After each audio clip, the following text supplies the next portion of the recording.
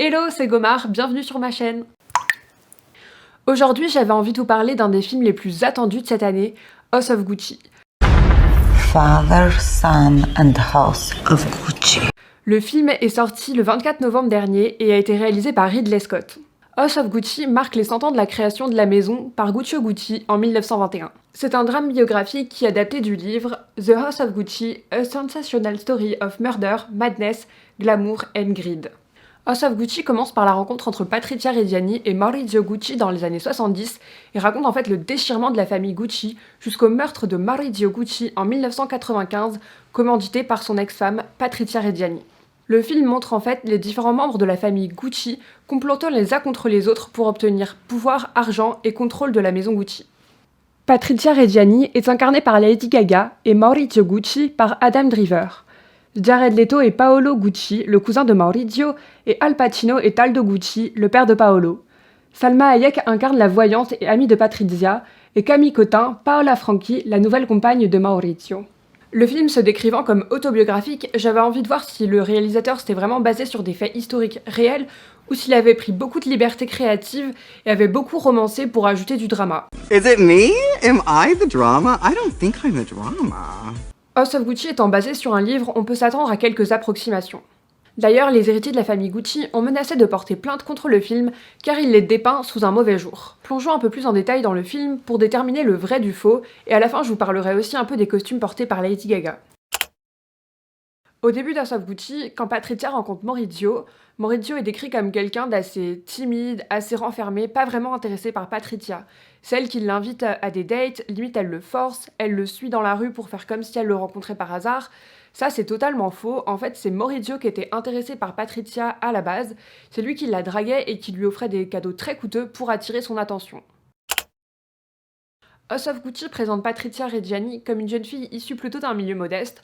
Par exemple, lors d'un date avec Maurizio, il se balade dans la Galleria Vittorio Emanuele à Milan et il lui propose d'aller manger dans un restaurant et elle lui dit que non, elle n'a pas les moyens. Alors, c'est pas vraiment vrai, puisqu'en fait, Patrizia venait quand même d'un milieu assez aisé, assez favorisé. Elle a grandi dans un milieu assez pauvre jusqu'à ses 12 ans à peu près, et ensuite sa mère s'est remariée avec un entrepreneur très riche. Donc au final, même si elle a grandi pauvre, elle a réussi à grandir dans un milieu assez favorisé et à gravir les échelons de la société milanaise. Et au moment là où elle rencontre Maurizio, c'est déjà une mondaine de Milan. Maintenant, peut-être que le réalisateur Ridley Scott a choisi de dépeindre Patrizia comme quelqu'un d'assez pauvre pour accentuer le fossé de classe qu'il y a entre elle et Maurizio et expliquer aussi la désapprobation du père de Maurizio quant à leur mariage. Même si à l'époque la famille Gucci était extrêmement riche, la différence de classe n'était pas aussi énorme que ce que le film le suggère. Peut-être aussi que le réalisateur a fait ce choix pour que le spectateur éprouve de l'empathie à l'égard de Patrizia, notamment quand le père de Maurizio la désapprouve et quand il l'accuse d'utiliser son fils pour de l'argent. Dans le film, Maurizio et Patrizia n'ont qu'une seule fille, Alessandra. En réalité, le couple en avait deux, Alessandra et Allegra, qui sont toujours en vie aujourd'hui. Il y a aussi un petit décalage au niveau de l'âge d'Alessandra, puisque quand Maurizio meurt, dans la vraie vie, elle avait 18 ans, et dans le film, elle a l'air beaucoup plus jeune, et en effet, lorsque j'ai regardé l'âge de l'actrice, celle-ci n'a que 8 ans. Dans le film, Maurizio est présenté comme un très mauvais businessman, et toutes les bonnes décisions stratégiques sont prises par Patrizia. C'est vrai, même si le film exagère peut-être un petit peu le manque de vision stratégique de Maurizio. Patrizia était la principale conseillère de Maurizio sur la gestion de Gucci, et ce jusqu'à la mort du père de Maurizio, Rodolfo, en 1983. Après le décès de son père, il hérite de la moitié des parts de Gucci, et là, il décide de ne plus du tout écouter sa femme et de gérer par lui-même l'entreprise. Maurizio est devenu fou. Jusqu'à ce jour, j'étais sa conseillère en chef à propos de tout ce qui concerne Gucci. Mais il voulait être le meilleur, et il a arrêté de m'écouter. Maurizio commence alors à dépenser sans compter et à prendre des mauvaises décisions, et en 1993, il est contraint de vendre ses parts de Gucci à Investcorp pour plusieurs millions de dollars. Autre point abordé dans le film qui était vrai, ce sont les problèmes liés à la contrefaçon et à la licence de masse. À un moment, Patrizia voit sa femme de ménage avec un sac Gucci de très mauvaise facture, et là elle se rend sur le marché où sa femme de ménage a acheté son sac, et elle y trouve un étal rempli de faux sacs Gucci. Lorsqu'elle en parle à Maurizio et à son oncle, qui détenait à l'époque 50% des parts de Gucci, Eux, ils ne comprennent pas du tout le problème. Seule elle saisit que toutes ces contrefaçons et ces licences qui sont mal fabriquées vont nuire à l'image et au prestige de la maison Gucci. Who is making this stuff? Who's allowing this to happen? À l'époque, il y a énormément de maisons de luxe qui faisaient de la licence de masse, et au final, elles ont internalisé au fur et à mesure de leur histoire, puisqu'en fait, elles n'avaient pas de regard sur la production et donc sur la qualité du produit qui était fait, et sur la commercialisation. Ce qui était un problème, puisque les produits, au final, portaient le nom Gucci, Dior, Chanel, etc., mais ils étaient de super mauvaise qualité. Dans le film, Maurizio quitte Patrizia alors qu'ils ont fui dans leur chalet à Saint-Moritz. En fait, il la renvoie avec sa fille à Milan, pendant que lui, il reste à Saint-Moritz avec sa nouvelle compagne, Paola Franchi. Straight men? Like, what do we even say? En réalité, le couple possède bien un chalet à Saint-Moritz et se sépare dès 1985. Patrizia Reggiani raconte que Maurizio l'a quitté très soudainement. En fait, il lui avait dit qu'il partait pour un voyage d'affaires à Florence, mais il n'est jamais revenu. Allez, salut et à jamais. Les problèmes du couple auraient commencé en 1983, après la mort du père de Maurizio. Comme on l'a déjà vu, Maurizio ne suivait plus du tout les conseils de sa femme concernant Gucci, mais en plus dans la sphère privée, selon Patrizia, il ne se souciait plus de personne ni de rien. Alors le film ne montre pas vraiment les conséquences de la mort du père de Maurizio sur son fils, ni l'impact que ça a eu sur son couple. En regardant le film, on a plutôt l'impression que Maurizio est seulement tombé amoureux d'une nouvelle femme, Paola. Alors même si bien sûr ça n'a pas aidé le couple, c'est pas le seul élément déclencheur de la rupture. Pendant toute la partie du divorce, House of Gucci ne montre pas non plus à quel point Patrizia était insultante et violente dans ses propos à l'égard de Maurizio. Par exemple, lors du procès du divorce, un message téléphonique de Patrizia à Maurizio est diffusé dans lequel elle lui dit « Tu as atteint l'extrême limite, te faisant mépriser par tes filles, qui ne veulent plus te voir pour oublier le traumatisme. Tu es une excroissance déformée, un appendice douloureux que nous voulons tous oublier. Pour toi, l'enfer est encore à venir. » Dans House of Gucci, Tom Ford est introduit par Domenico De Sole, qui est en fait l'ancien conseiller du père de Maurizio et le futur CEO de Gucci. En réalité, Tom Ford avait été découvert par l'ancienne vice-présidente de Gucci, et c'est elle qui l'avait engagé comme designer en 1990. D'ailleurs, les quelques réussites de Gucci à cette époque sont le fruit de son travail. Patrizia Reggiani a bien commandité l'assassinat de son ex-mari par l'intermédiaire de sa voyante Pina, néanmoins elle n'a jamais rencontré les tueurs comme le montre le film. Les conditions exactes de comment ces tueurs ont été engagés restent floues, puisqu'en fait Patrizia et Pina n'ont pas du tout donné la même version des faits. D'après Pina, Patrizia lui demandait incessamment de lui trouver un tueur, et elle a fini par céder.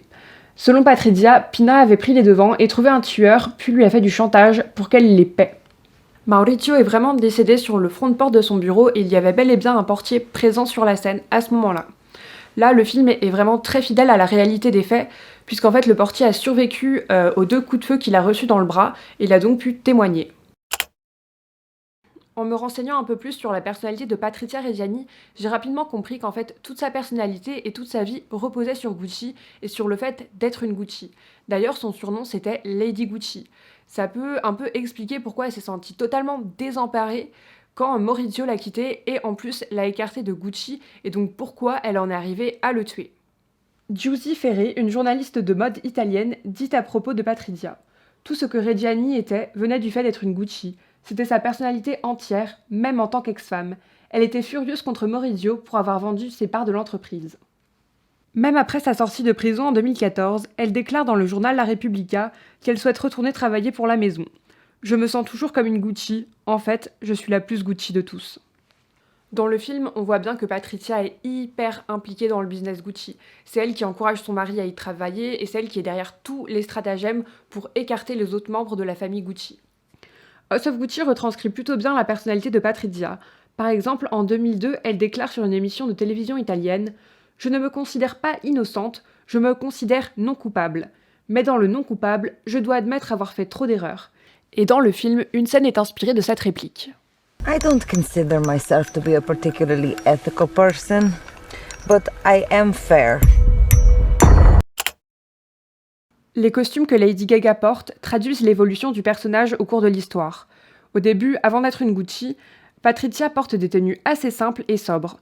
Néanmoins, ce sont quand même des vêtements griffés. Le trunch est un Burberry et le foulard est un Hermès.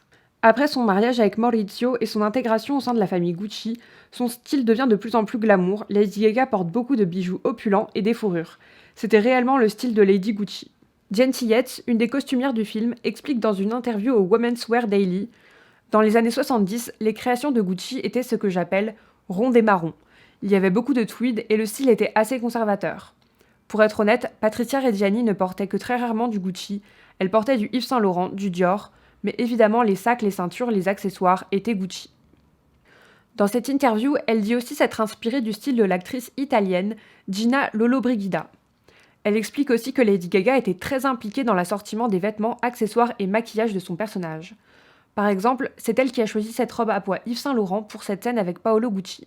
Elle avait aussi proposé à la costumière de se servir de son vestiaire personnel, Lady Gaga possédant de nombreuses archives de maisons de couture. Environ 60 à 65% des costumes ont été réalisés par les équipes du film, 30% sont des pièces vintage et environ 10% proviennent d'un grand magasin de Rome.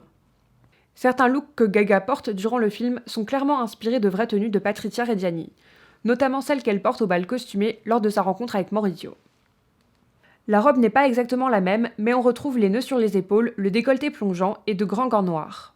La tenue de mariage est elle aussi assez proche de celle de Patricia. Les voiles sont tous les deux bordés de dentelles fleuries, la coiffure est la même et le bouquet reprend les tons et la forme de celui de Patricia. Néanmoins, la robe de mariée de Patricia était beaucoup plus modeste que celle de Gaga. Le col était haut, les manches opaques et elle était plus longue. Elle portait également des gants blancs. En fait, les costumiers avaient une robe de mariée beaucoup plus similaire à celle de Patricia, mais lors des essayages, la robe décolletée allait beaucoup mieux à Lady Gaga. Pour conclure, je dirais que dans les grandes lignes, je trouve que House of Gucci est quand même assez fidèle à la réalité. On retrouve toute la gestion de Gucci par Patricia et Maurizio, et aussi toutes les manigances de la famille Gucci pour s'écarter les uns les autres. La personnalité unique de Lady Gucci est bien retranscrite, tout comme son style vestimentaire. Néanmoins, Ridley Scott a quand même bien changé certaines parties de l'histoire, ce qui est assez dommage pour un film qui se veut biographique.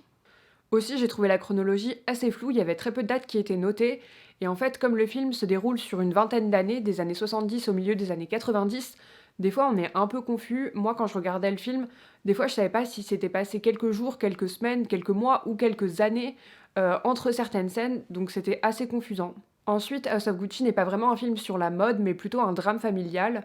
La place qu'occupe la création et la partie artistique de Gucci est très faible, et lorsqu'il y a des scènes de défilé, on voit très peu les vêtements.